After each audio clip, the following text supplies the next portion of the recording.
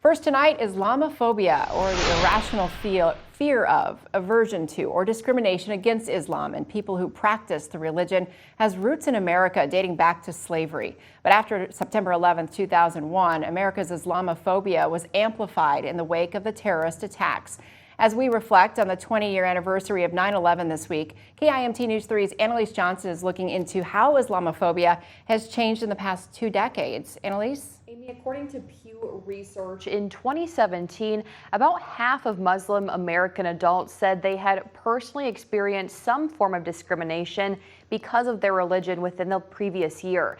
I sat down with a local young Muslim woman and a scholar of Islamophobia to learn more about the setbacks and gains America's treatment of Muslims has made since 9/11.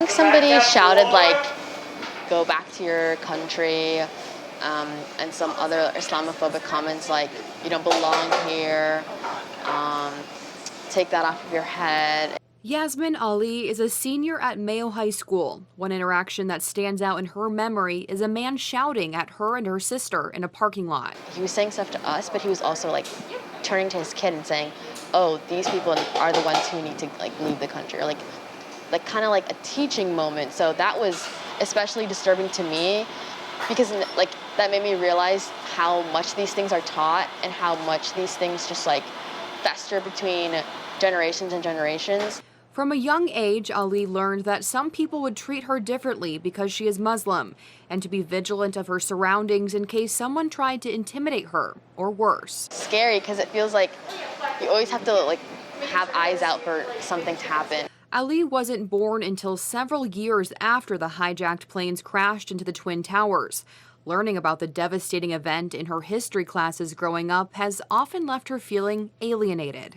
Like, I'm getting these stares now, but is anybody gonna approach me after this conversation or this class time? So that's kind of always what goes through my head, but it feels very like you're alone. A lot of my research kind of took place after I left grad school and actually came to Luther College. I sat down with Luther College professor Todd Green, a scholar of Islamophobia, to learn about how Islamophobia has evolved over the past 2 decades. The argument can be made very effectively that Muslims became public enemy number 1 after 9/11. FBI data shows 28 hate crimes committed against Muslims in 2000. That number spiked to 481 in 2001. Muslims became heavily scrutinized and surveilled. Registrations, deportations, detentions, and other policies emerged targeting Muslims. Muslims basically became a suspect population, presumed guilty of harboring terrorist sympathies unless proven otherwise, and that became the new status quo, broadly speaking, for Muslims after 9/11. Now, with 20 years behind us since that tragic day in our history, you may think we are past the worst of America's Islamophobia. But there's a lot of evidence to suggest that some of the worst Islamophobia in terms of policies, in terms of overt targeting of Muslim communities, has taken place in the past decade, from efforts to restrict the building of mosques to efforts to ban Sharia law in some state legislatures. Hate crimes continue to be quite persistent. Green argues that in some ways, Islamophobia has become mainstream. It exists in explicit and softer forms and is present on both sides of the political spectrum. There's a long way to go in terms of sort of damping down on the worst of Islamophobia. And when we reflect 20 years after 9/11, we have to recognize that in many ways, not always, but in many ways, in many quarters, things have gotten worse for a lot of Muslims. It isn't all bad news. Some strides have been made. And that includes Muslims being elected to public office around the United States at the local levels, at the state levels, and some state legislatures. We currently have 3 Muslims serving in the U.S. Congress and the House of Representatives. Our 4th one, Keith Ellison, is currently the Attorney General of the state of Minnesota.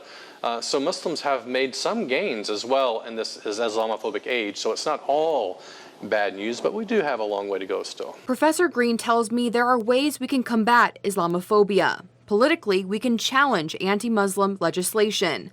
On a personal level, we can call it out when we see it.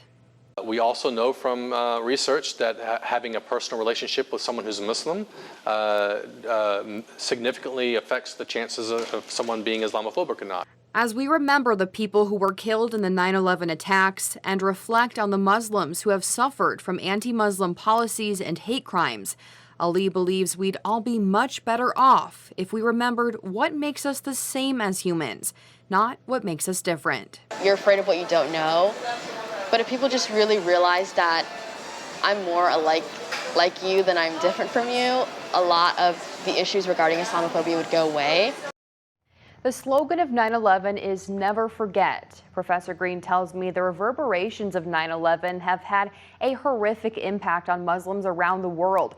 So we need to remember that as we commemorate the devastating terrorist attacks as well. Very good point. Thank you very much, Annalise. According to a report by the Pew Research, they updated it this month, though many Americans have negative views toward Muslims and Islam. 53% say they don't personally know anyone who is Muslim, and 52% say they know not much or nothing at all about Islam.